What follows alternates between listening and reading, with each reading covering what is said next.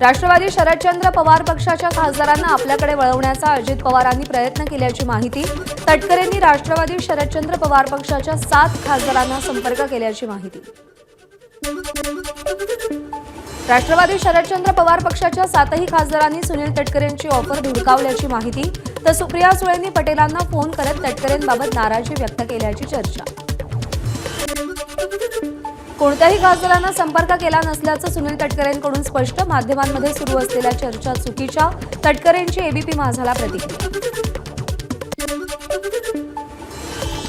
खासदार फोडल्याशिवाय एनसीपीला केंद्रात मंत्रिपद मिळणार नाही, त्यामुळे फोडाफोडीचे प्रयत्न. संजय राऊतांचा दावा. प्रफुल्ल पटेल यांना मंत्रिपद हवं असल्यानं खटाटोप सुरू. राऊतांचा हल्लाबोल.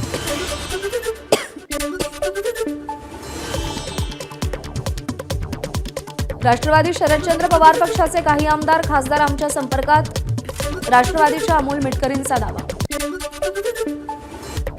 मंत्री आशिष शेलार यांनी राज ठाकरेंची भेट घेतली. आगामी महापालिका निवडणुकीच्या पार्श्वभूमीवर या भेटीला महत्त्व. काल झालेल्या बैठकीत मनसेचा भाजपसोबत जाण्याचा सूर असल्याचीही माहिती.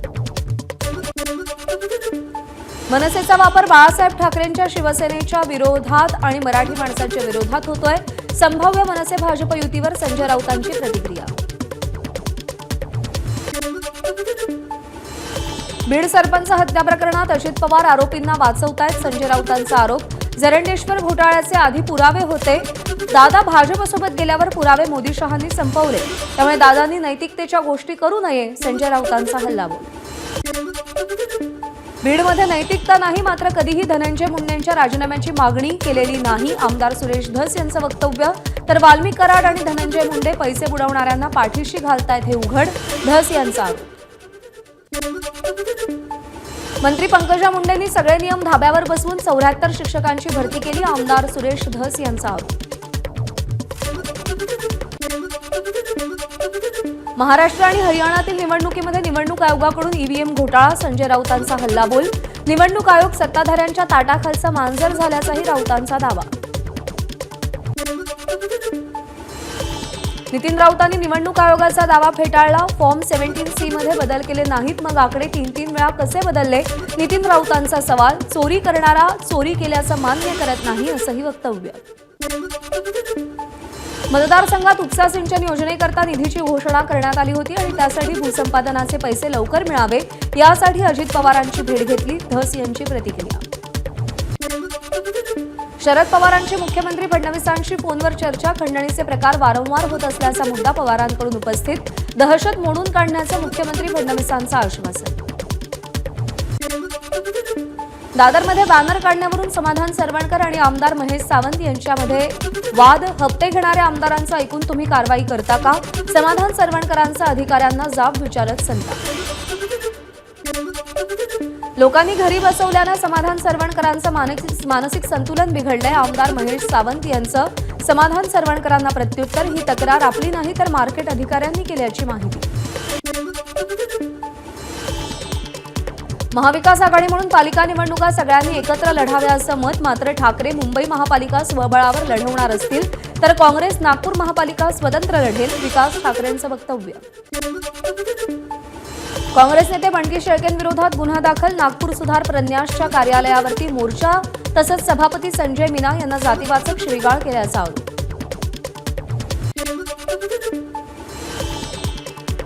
मंत्री उदय सामंत यांनी केंद्रीय सांस्कृतिक मंत्री गजेंद्र सिंग शेखावत यांची भेट घेतली.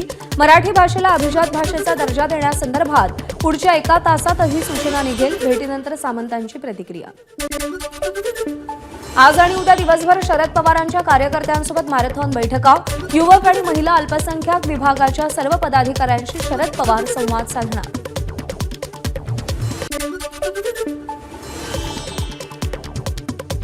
उपमुख्यमंत्री अजित पवार आज दिल्ली दौऱ्यावर. पक्षाच्या नेत्यांची दिल्लीमध्ये भेट घेणार. दिल्ली विधानसभा निवडणुकीच्या अनुषंगानं बैठकीत चर्चा होणार असल्याची माहिती. विधानसभा निवडणुकीपूर्वी घोषणा केल्याप्रमाणे लवकरात लवकर शेतकऱ्यांचं कर्ज माफ करून 7/12 कोरा करा. अनिल देशमुखांची पत्र लिहित मुख्यमंत्र्यांकडे मागणी. मंत्री आशिष शेलारांना मलबार हिलमधील हँगिंग गार्डनजवळच्या बीएमसी हायड्रॉलिक इंजिनियरचा बंगला. शेलार हे माहिती तंत्रज्ञान आणि सांस्कृतिक कार्यमंत्री. मुख्यमंत्री देवेंद्र फडणवीसांकडून आज 10 दिवसांच्या नियोजन आराखड्यासंदर्भात बैठक। आज महसूल व मुद्रांक शुल्क, वैद्यकीय शिक्षण, सार्वजनिक आरोग्य, सामान्य प्रशासन सेवा, राज्य उत्पादन शुल्क विभागासंदर्भात बैठक। बांगलादेशी घुसखोरांविरोधात कठोर भूमिका घ्यावी, अन्यथा बांगलादेशींना शोधण्याचं काम विश्व हिंदू परिषदेला हाती घ्यावं लागेल, विश्व हिंदू परिषदेचा इशारा। तुळजाभवानी देवीच्या मुख्य गाभाऱ्यातील 4 शिळांना तडे, गाभाऱ्याच्या संवर्धनावेळी धक्कादायक बाब समोर। शाकंभरी नवरात्रोत्सवानिमित्त तुळजाभवानीची वाघ वाहनावरून छबिना मिरवणूक, देवीची प्रक्षाळ पूजा ही संपन्न। 14 जानेवारीपर्यंत दररोज प्रक्षाळ पूजा आणि छबिना। अहिल्यानगरमधील मोहटा देवी गडावर शाकंभरी नवरात्रोत्सव सुरू, राज्यभरातील भाविक मोठ्या संख्येनं मोहटा देवी दर्शनासाठी गडावर। गोव्याचे मुख्यमंत्री प्रमोद सावंत यांच्या बदनामीसाठी वापरण्यात आलेली टूलकिट एबीपी माझाच्या हाती, प्रमोद सावंत आणि त्यांच्या पत्नीची प्रतिमा मलिन करण्यासाठी शासकीय नोकऱ्यांसाठी लाच प्रकरणात गोवण्याचे प्रयत्न। बाबा सिद्दीकींच्या हत्येप्रकरणी मुंबई गुन्हे शाखेनं दाखल केलेल्या आरोपपत्रातून अनेक माहिती समोर। गोळीबार करण्यापूर्वी तिन्ही शूटर्स कार्यालयामध्ये 3 ते 4 वेळा गेले होते आणि रेकी करताना आरोपी पिस्तूल सोबत घेऊनच जायचे। गँगस्टर अरुण गवळीला 28 दिवसांची संचित रजा मंजूर, नागपूर खंडपीठानं संचित रजा मंजूर केली आहे। पुण्यात पैशाच्या वादातून तरुणाचा तरुणीवर कोयत्यानं हल्ला, पुण्यातील येरवडा पोलिसांकडून संशयिताला अटक, शुभदा कोदारे असं तरुणीचं नाव।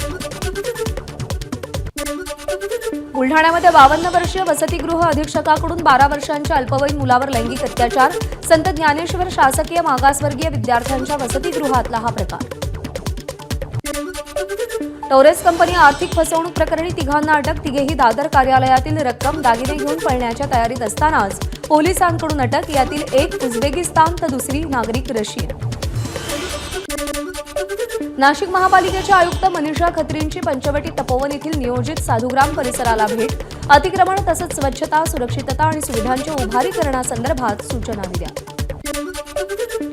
गडचिरोलीमध्ये एचएमपीव्हीचे 4 संशयित आढळले, रुग्ण सध्या त्यांची प्रकृती स्थिर, सॅम्पल्स नागपुरातील एम्समध्ये पाठवण्यात येण्याची शक्यता।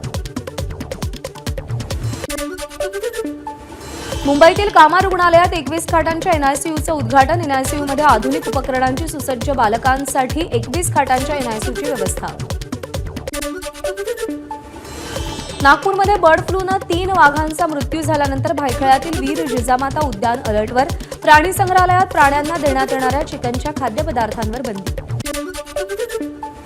बुलढाण्यामध्ये अजब आजारानं नागरिक त्रस्त, डोकं खाजवणं आणि 3 दिवसात टक्कल पडण्याच्या आजारानं भीती, कालवड इथं 13 लोकांना तर कठोरा इथे 7 लोकांना पूर्ण टक्कल पडल्याचं समोर।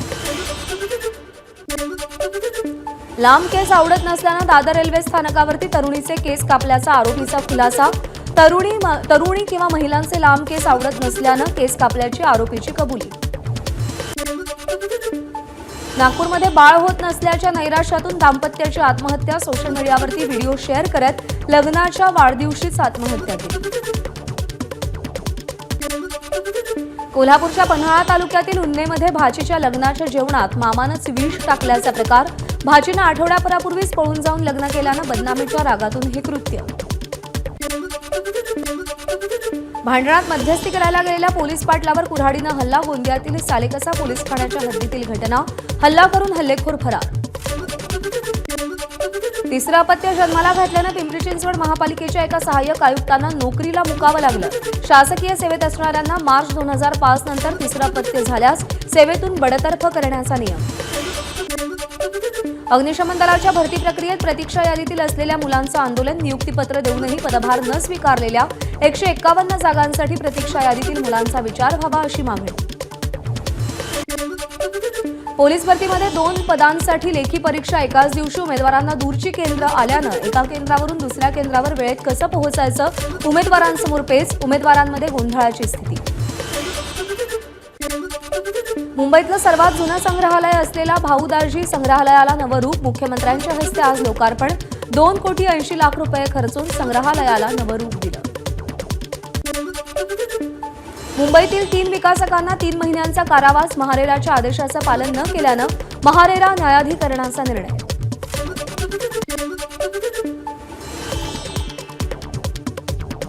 म्हाडाच्या जागेवरती उभ्या असलेल्या होर्डिंगबाबत नवं धोरण. होर्डिंगच्या मजबूतीबाबत वेळोवेळी थर्ड पार्टी ऑडिट करणं बंधनकारक. उंची तसंच रुंदीवरही मर्यादा आहे.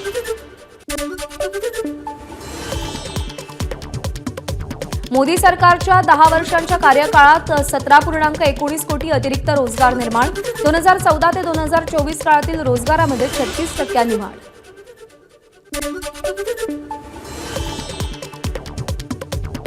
ठाणे रेल्वे स्थानकातील वाणिज्य भवनाला अखेर गती मिळणार. रेल्वे भूमी विकास प्राधिकरणानं निविदा काढल्या. 11 मजली इमारतीत पार्किंग सुविधा दिली जाणार. मुंबईचा ऐतिहासिक सांस्कृतिक वारसा उलगडून दाखवणाऱ्या डॉक्टर भाऊ दाजी एबीपी माझा, उघडा डोळे बघा नीट.